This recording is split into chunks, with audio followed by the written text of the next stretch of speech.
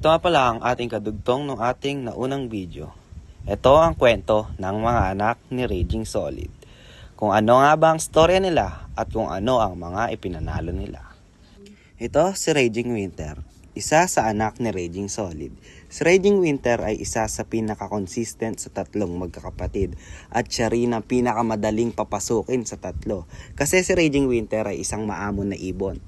At siya rin ang kalimitang nauna sa tatlong magkakapatid, lalo na sa 50 kilometers to 200 kilometers. Kaya siya rin ang kadalasan kong sinasali sa mga pooling at side bet. Madalas siyang naunahan nila Raging Bulutong at Raging Kopong, ngunit siya talaga ang pinakamabilis pumasok sa tatlo. Kaya siya pa rin ang sinasali ko at siya pa rin ang nananalo. Pero kung tutuusin natin, nakuha niya ang second overall na dinaan niya lang sa consistent at sa bilis ng pagpasok. Pero kung iisipin natin, di ba, madalas siya nauunahan ng dalawa. What if kung pumapasok din yung dalawa na yon? Kaya siguro natin makuha ang 1, 2, 3 sa pwesto ng overallan, di ba? Pero what if lang naman? Kaya ito si Raging Winter, second overall champion 4 laps, multiple pooling winner, multiple side bet winner, and tag team winner. Pakilala naman natin ang next na kapatid nila. Ito naman si Raging Kopong. Si Raging Kopong ay kabaligtaran naman ni Raging Winter kasi siya ang pinakamalaki sa magkakapatid at siya rin ang hindi consistent sa kanila. Kasi minsan nauna siya, minsan siya naman ang nahuhuli.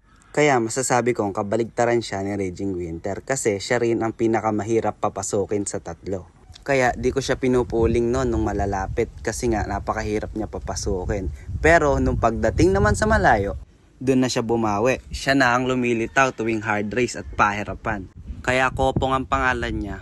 Sa word na Kopo, nakopo niya ang mga side bet at mga pooling noon. 3 beses siya naging first sa mga pooling at side bet noon. Magagaling kasi siya sa hard race, doon siya lumulusot. At doon niya na nga nakuha ang second overall din ng pan race. Same sila ni Raging Winter na second overall. Ngunit di ko siya napagawa ng Pigeon ID dahil sumalangit nawa siya. Dahil di siya pinalad nung semis. Pero ganun pa man, at least may nauwi siya sa ating karangalan. Yan si Raging Kopong, second overall pan race multiple pooling winner. At ito na ang huli sa magkakapatid, ang matuturing kong big winner. Ito si Raging Bulutong. Siya ang pinaka-underrated sa magkakapatid. Kasi nga, may bulutong. Kaya nga Raging Bulutong, di ba? Sa totoo lang, siya ang pinakaayaw ko noon sa tatlo. Dahil siya ang pinaka-makulit. At may ugali siyang laging umiikot.